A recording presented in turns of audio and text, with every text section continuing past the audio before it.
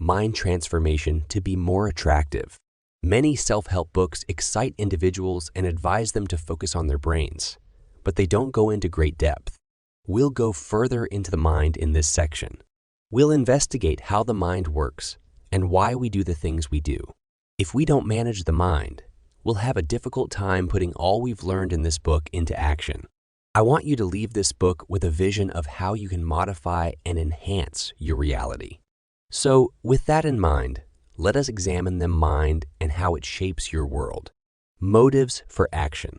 Why do we do certain things in life?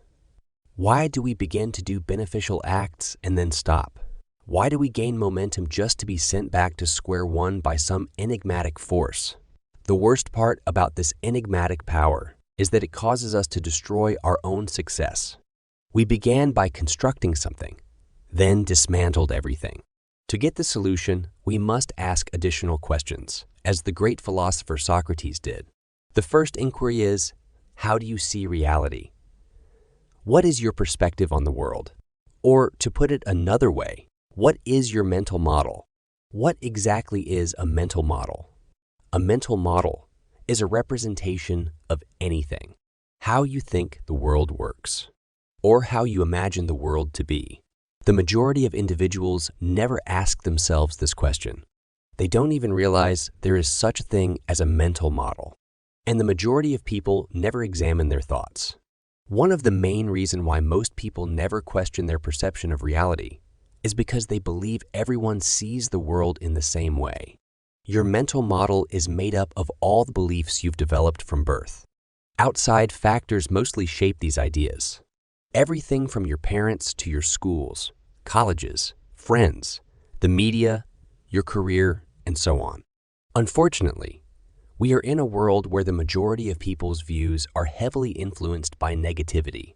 As a result, the majority of individuals have a set of ideas or mental models that hold them back. This mental model has persuaded them that they would never be able to achieve their objectives or aspirations. What's more, even those who have gained some traction find themselves exactly back where they began. As already said, they begin, and as they gain momentum, a little voice in their head whispers, "You are not good enough. You may as well stop now." This power also controls the majority of individuals who have never contemplated action. They haven't even contemplated acting since the small voice stopped them before they could move.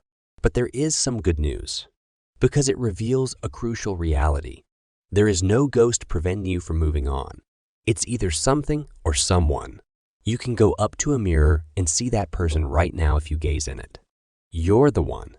You've developed a tale about yourself that is holding you back. You've bound yourself. You've had a ball and chain wrapped around your ankle.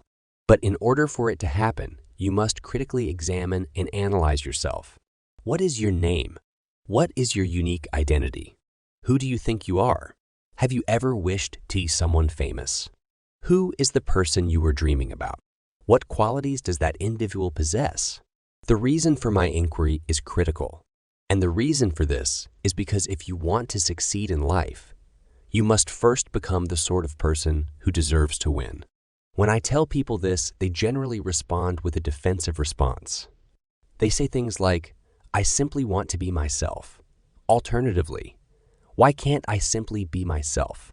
If you opt to accept the concept of becoming the sort of person who deserves to win, you will be exposed to other unknown negative influences. The first is that you will face strong opposition from certain individuals in your area who may attempt to stop you. Remember that we live in a world where the majority of people have a fixed attitude.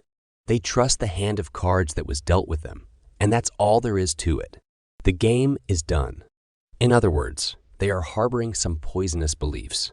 The worst of these thoughts are those that persuade you that you are the victim. This victim mentality pervades society. You will be tried if you come from a victim culture and desire to break free. They will do all they can to stop you. This leads us back to the mental model notion.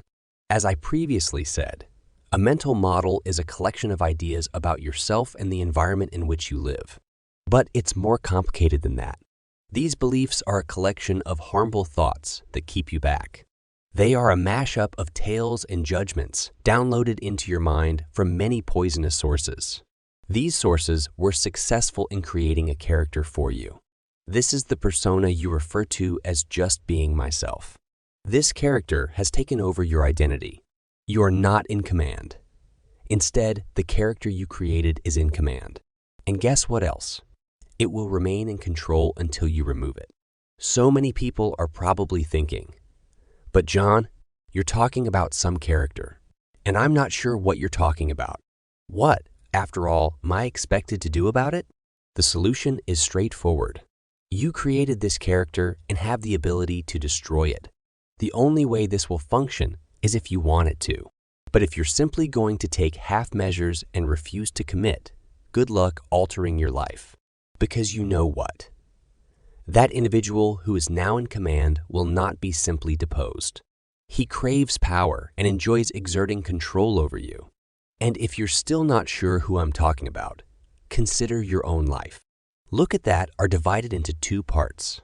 There is the nice part of your thinking, and then there is this other part that constantly seems to get in the way when you try to accomplish something wonderful or make a difference in your life. It's almost as if you had two distinct areas of your brain. We all have it, but unfortunately for most people, the second portion is in charge. He establishes the rules, and you are only a passenger. So if you want to change, you must first take a stance. To make matters worse, you have grown through time to trust the character and accept his concerns and falsehoods. You were enamored with his shortcuts and simple ways out of any tough issue. When things become tough, you've gotten into the habit of always adopting the middle ground. You'd grown used to your character urging you to keep your mouth shut and give up on altering your life because this is as good as it gets for you. It's similar to Stockholm Syndrome for the intellect. You begin to develop feelings for the hostage, taker, and that is precisely what is happening in most people's life. They have been kidnapped by a weak persona they constructed. We will always have a character, but the issue is that for most individuals, that character is a weak coward who does not think he can change his life and realize his aspirations. So consider this. What if you made a new character, a character that you assemble pieces by piece? Not some cynical loser. However, he is a strong, confident, daring, and adventurous individual who gets things done. Someone who enjoys winning and achieving success. I mentioned development and fixed attitudes previously, and I'll repeat it again. You must first think that this is feasible. Only then will we be able to begin working. This is a notion raised by Joe Rogan in one of his podcasts. He says that if your life is now a shambles, picture what your hero figure would do if he was up against a brick wall. How would he deal with the situation? That is precisely what you should do. Remember that who you are today is the outcome of a chain of events. It's all up to you. You unintentionally form the person you are today. All I'm doing is reminding you that you can alter it. Consider the following basic instances of causality and effect. Eating junk food every day means becoming overweight, unwell, and miserable. Every day, reflect on how much of a loser you are, become a loser. Every day, watching dismal TV and listening to depressing music means being unhappy. Listen to your friends make jokes about you every day. For years, you will become a joke. It's all a process that has shaped your character through time, or as most people refer to it, being yourself. You will have to throw out your existing mental model or persona since it will not depart lightly. Even if you do kick it out, it will sometimes return and attempt to take control again. Everything else in life is the same. Stop working out and lifting weights, and you'll gain weight and become unhealthy once again.